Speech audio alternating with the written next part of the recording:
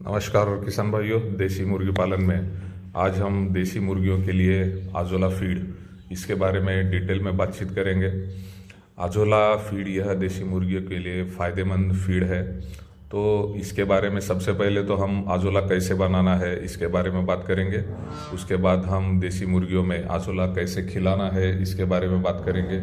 उसी के साथ आजोला जो है तो इसकी न्यूट्रिटिव वैल्यू, तो इसमें कौन सी बातें होती है और ये मुर्गियों के लिए अच्छी है क्या, तो इस तरह से डिटेल में पूरा वीडियो हम बातचीत करेंगे। इसी वीडियो में हमने देसी मुर्गियाँ आजोला किस तरह खाती है यह भी दिखाया है। और जो आप अभी टैंक देख रहे हैं तो यह टैंक भी हमने आजोला प्रोडक्शन के लिए बनाया है।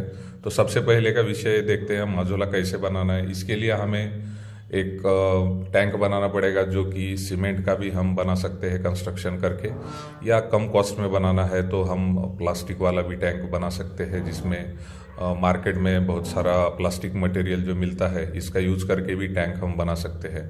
तो जिन किसान भाइयों को डेली 1 केजी आजोला चाहिए वो किसान भाई तकरीबन चौड़ाई 3 फीट और लंबाई 7 फीट इस तरह का टैंक बनाएं।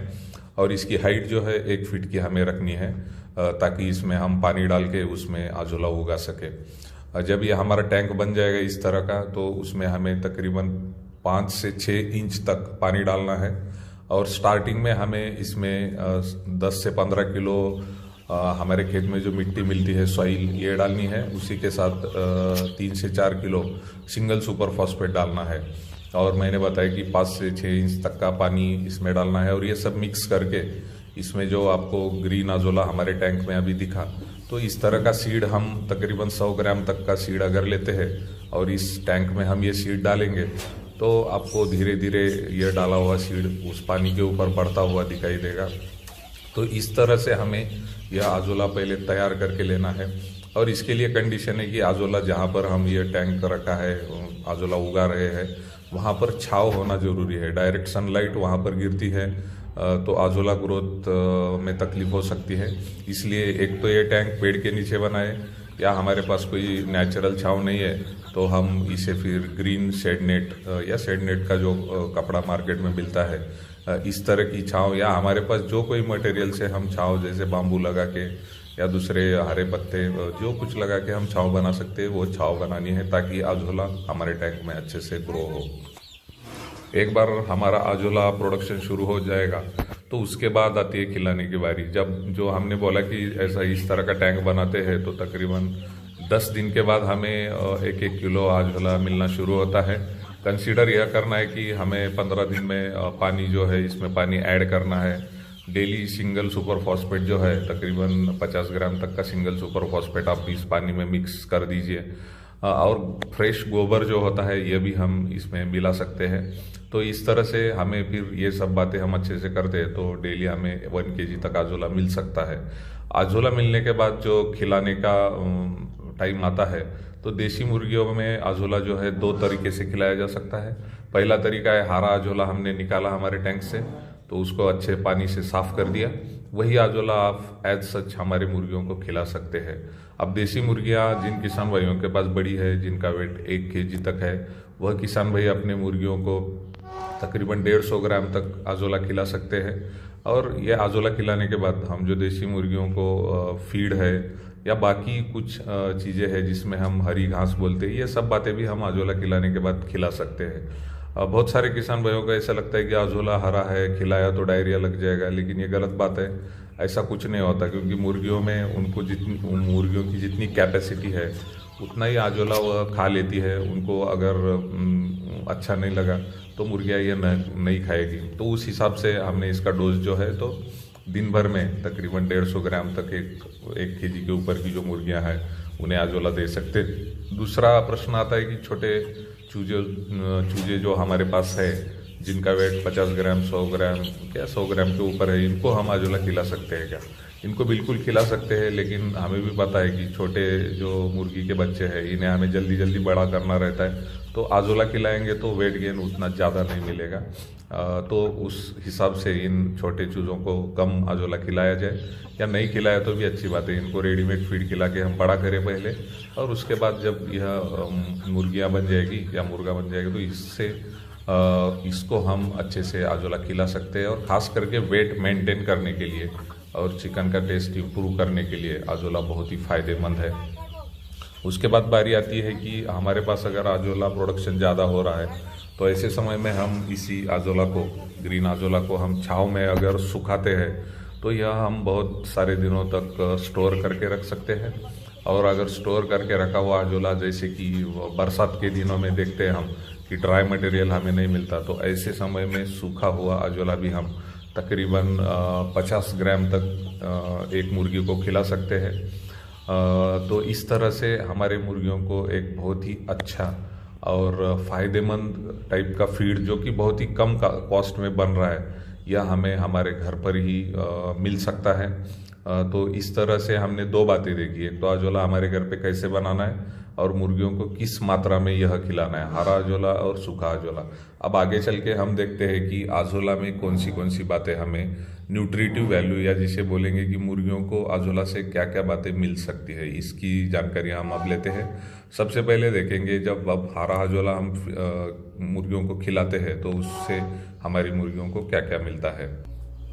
हमारी मुर्गियों को जब हम हरा आजोला खिलाते हैं तो इससे सबसे इम्पोर्टेंट जो इसमें का घटक रहता है वह क्रूड प्रोटीन, और यह क्रूड प्रोटीन की मात्रा इस हरे आजोला में तकरीबन 20% तक रहती है। उसी तरह उसमें का ड्राई मैटर हम अगर देखेंगे तो वह 6 से 7% तक इसमें का ड्राई मैटर रहता है। उसी तरह क्रूड फाइबर अगर हम देखते हैं तो वो भी 15% तक हमें आजोला में पाया जाएगा।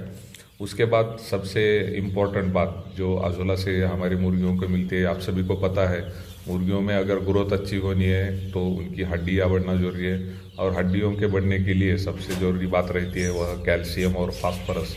तो आजोला से कैल्शियम भी और फास्फोरस दोनों अच्छी मात्रा में मिलते हैं। कैल्शियम तकरीबन 11 ग्राम प्रति केजी ड्राई मैटर के हिसाब से हमारे मुर्गियों को मिलता है। उसी तरह पोटेशियम है, सोडियम है, यह बातें भी हमें आजोला से मिलती है, और ये जो इसका परसेंटेज रहता है ड्राई मैटर बेसिस पे रहता है। और उसी तरह कैल्शियम, फास्फोरस, इसके बाद जो बाकी मिनरल्स जो मिलते हैं उसमें पोटेशियम है, सोडियम है, मैग्नीशियम है, मैंगनीज है, जिंक है, कॉपर है, आयरन है, यह सभी बहुत ही इम्पोर्टेंट टाइप के खनिज या मिनरल हम बोलेंगे ये मुर्गियों के लिए लगते हैं। उसी तरह जो अमाइनो एसिड है वह भी हमें इस आजोला फीड से मिलते हैं। और आप सभी को पता होगा कि हमारी ग्रोथ होनी है, कौन सा भी पशु प्राणी ले लीजिए, उसमें ग्रोथ होनी है तो उसमें मसल बढ़ना जरूरी है, मांस बढ़ना जरूरी है, और मसल या मांस के बढ़ने के लिए हमें लगते हैं अमाइनो एसिड्स।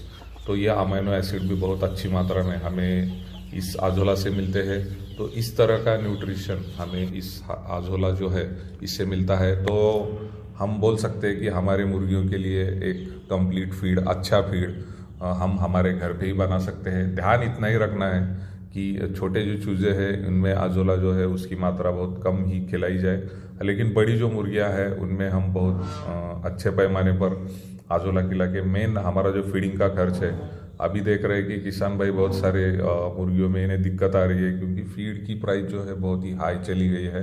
तो इस वजह से किसानों को ऐसा लग रहा है कि मुर्गी पालन करे या न करे। तो ऐसे समय में हमारे सामने ये बहुत सारे ऑप्शन रहते हैं, जिसमें आजोला एक ऐसा ऑप्शन है जिसकी मदद से हम जो किसान भाई देसी मुर्गी पालन कर रहे हैं उनके लिए बहुत सारी मदद आजोला कर सकता है। तो इस तरह यह सभी जानकारी आप अच्छे से अपने ध्यान में रखें, और जो हमारे मित्र किसान भाई देसी मुर्गी पालन कर रहे हैं उन्हें भी यह इंफॉर्मेशन शेयर करें। और आपको कुछ यदि प्रॉब्लम इसमें दिखाई देते हैं या प्रॉब्लम लगता है तो हमारे वीडियो के कमेंट में आप प्रॉब्लम बता दीजिए ताकि हम आपको इसका सोल्यूशन बता दें। आप सभी ने यह वीडियो इतना ध्यान लगा कर देखा, आप सभी का धन्यवाद। Thank you.